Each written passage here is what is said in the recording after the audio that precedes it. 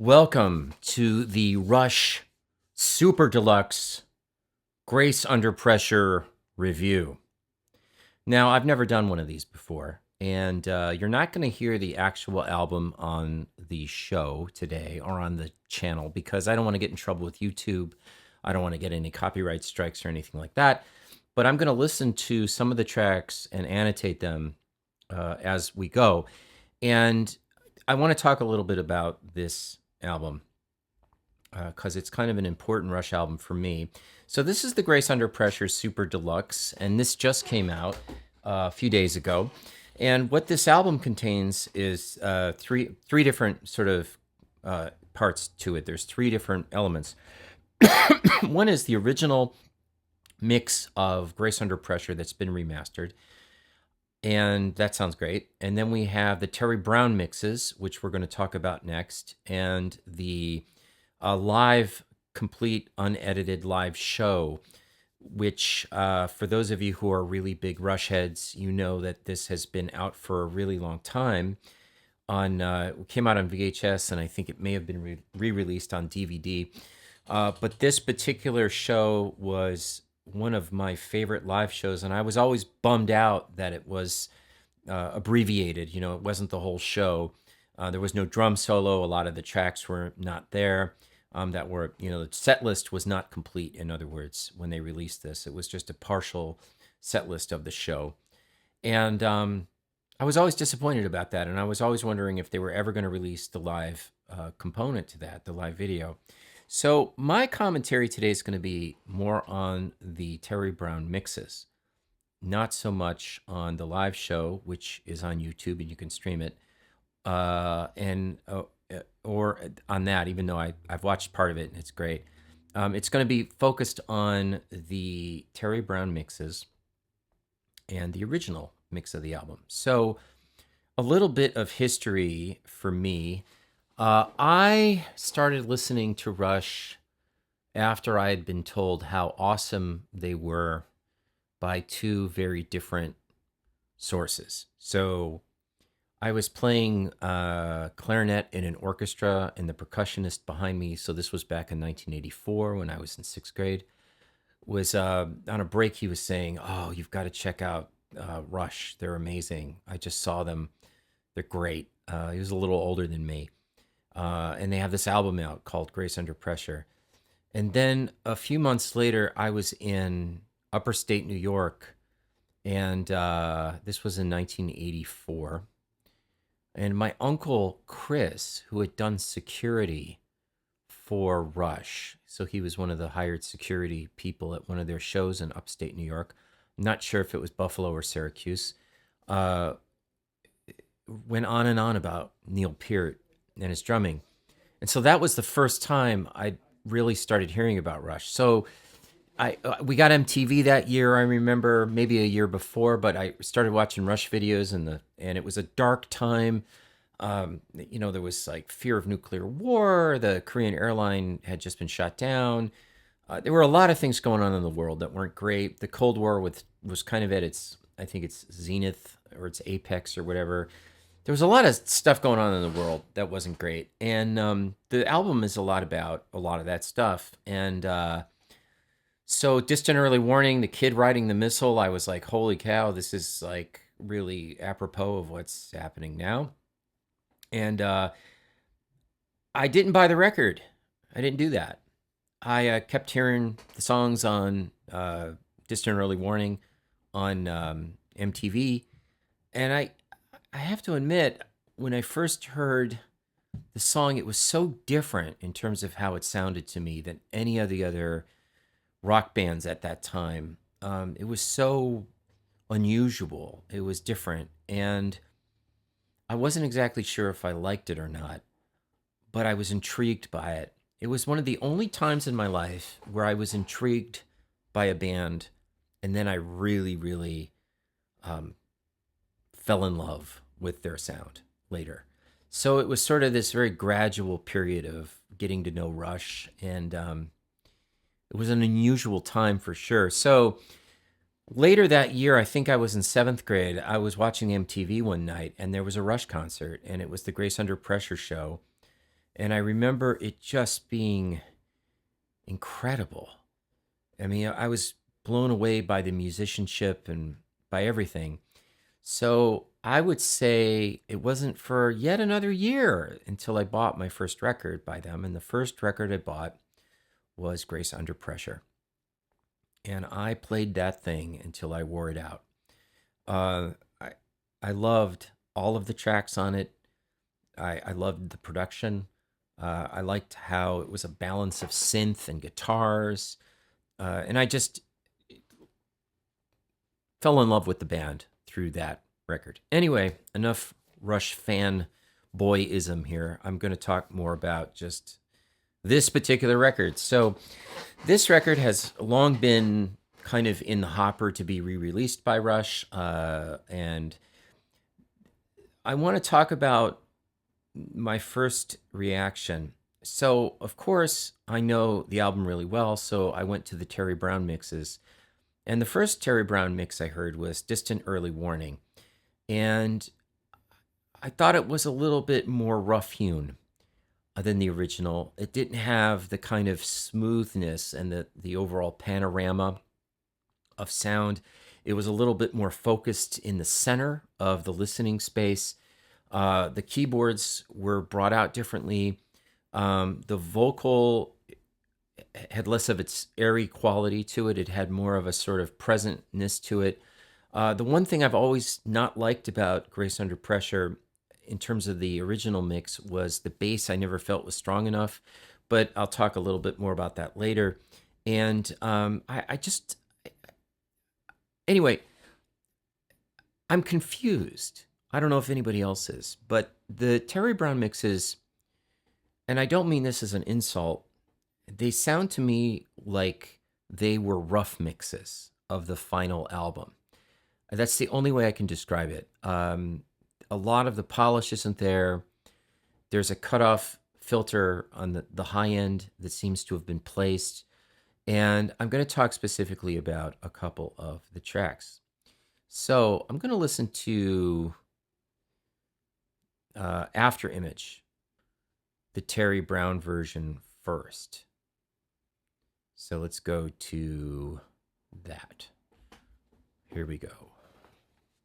Again, you won't hear it unless you go online and listen to it. But I'm going to describe what I'm hearing.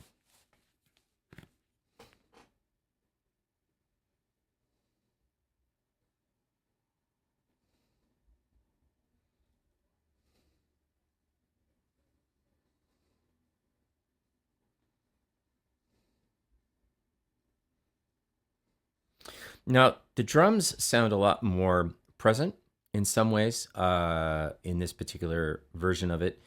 The keyboards are really there, but they don't sound like they've been overly reverberant or reverberized, as I would like to say.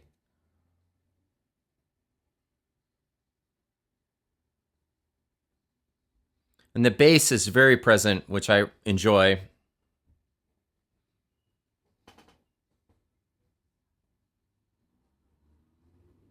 And the vocal is much more present. There's also, you can hear a lot more of the delay that they used on probably an aux track on the vocal up front. So that's the first thing. It's a lot more rough-hewn. But this is where things get a little bit strange. Now I'm going to go to another track, so I'm going to jump around a bit, and I'm not going to listen to each track. I'm going to go to the Body Electric, which is next, okay?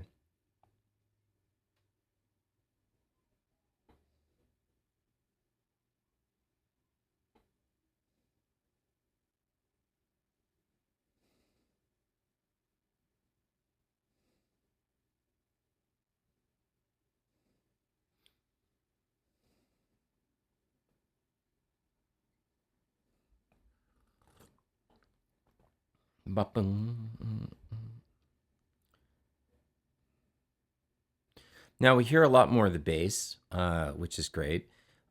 We also hear the drums are sonically different. They sound like they're more in one room, and the mix sounds as though each particular drum isn't being mixed as individually.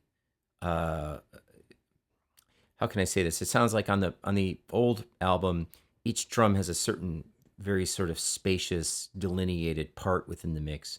And I feel like the drums are more all together here. And that's fine. But things are about to get strange. The intro's kind of long.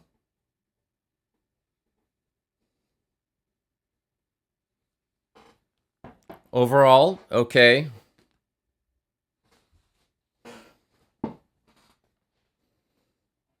So vocals about to come in.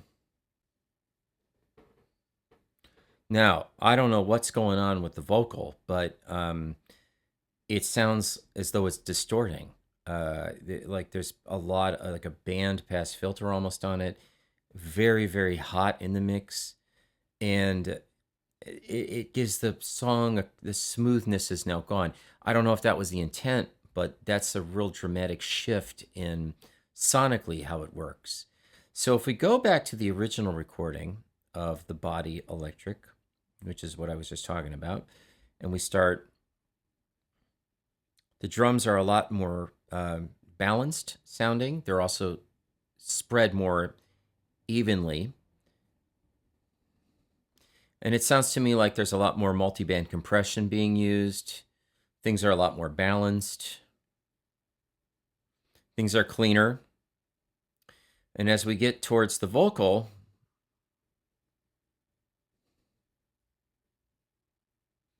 so the vocal doesn't come in, I think, till about minute 1. We're almost there. It'll come in at about 55. Yeah, it will.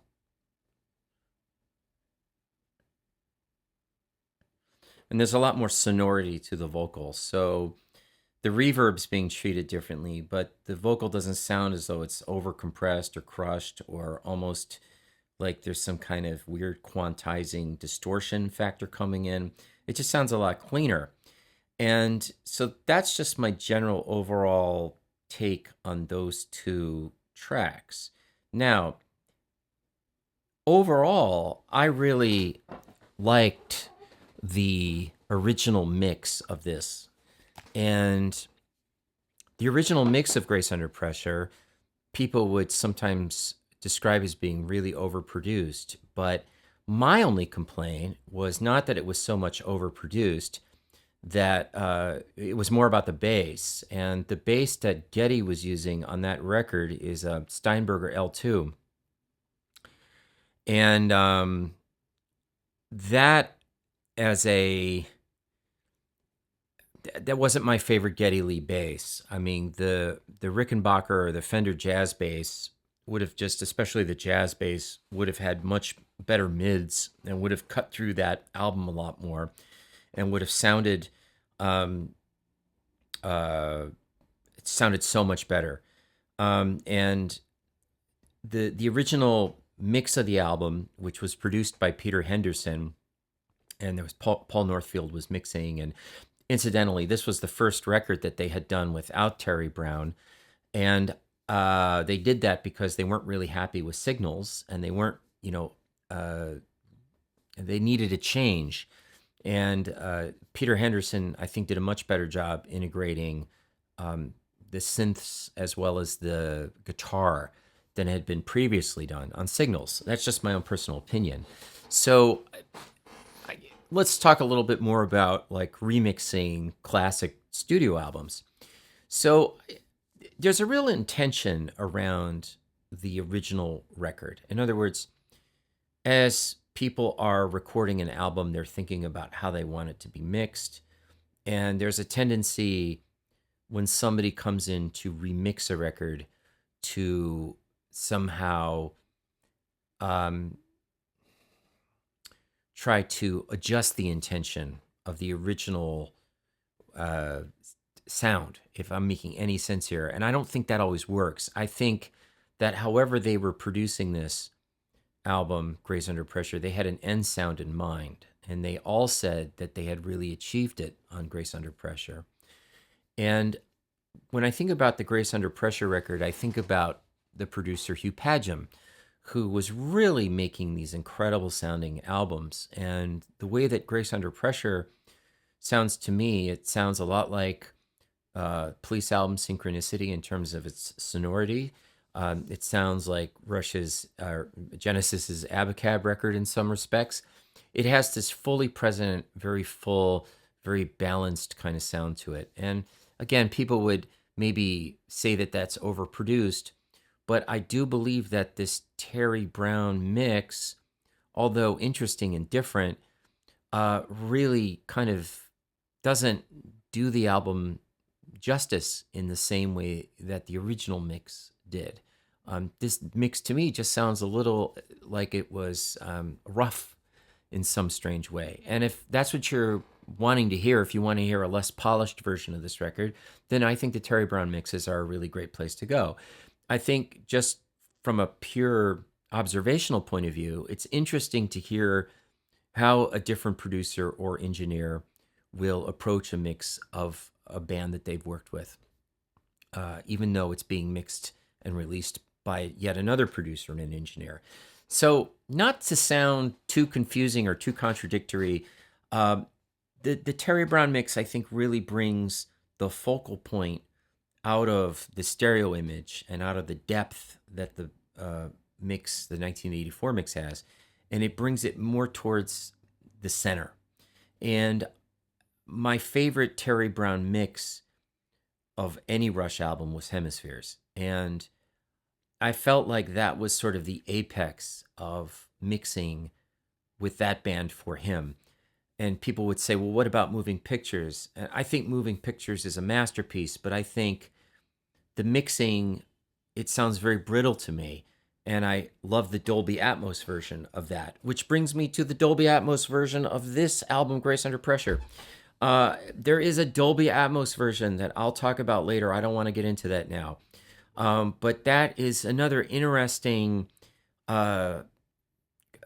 take on this record. So in the final analysis, I think if you go track by track, Grace Under Pressure sounds radically different with the Terry Brown mix, but I don't think it sounds different in a good way. I think it sounds more like a rougher version of the final album. Of course, if you like a rougher version of the final album, that's maybe what you should be listening to. Another weird thing about the Terry Brown mix, before I end this very strange review of this very interesting Super Deluxe version, is a lot of the keyboards sound a lot differently on the Terry Brown mixes, but also the vocal is really brought out on the Terry Brown mix. So I think when you have all that really lush, super produced, slick 80s production that an SSL can deliver to you, which is what they mixed on, I believe. The SSL 4000, let's see, it was mixed at La Studio, a 4000E Master Studio System, and it was recorded to a 24-track tape, which is also important to note. That